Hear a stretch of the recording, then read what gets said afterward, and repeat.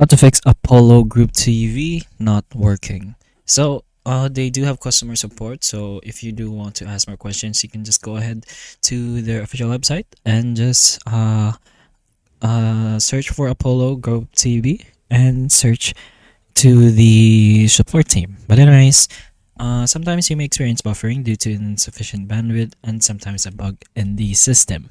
So over here, buffers, freezes, or basically just not working. As you can see here, to experience the Apollo group as smooth as possible, don't use Wi-Fi nor any type of connection that's extended or any sort of that system.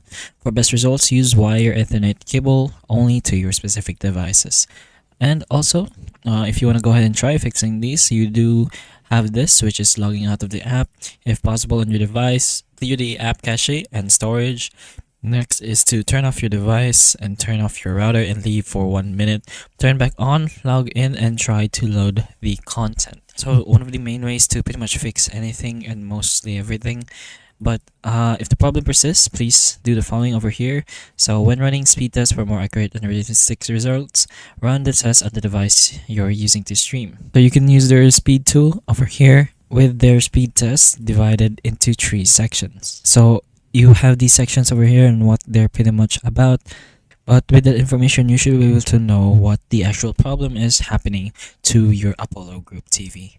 But anyways, hopefully some part of this video or the information can help you. And if it does, please like and subscribe for more videos like this. And that's all. Thank you.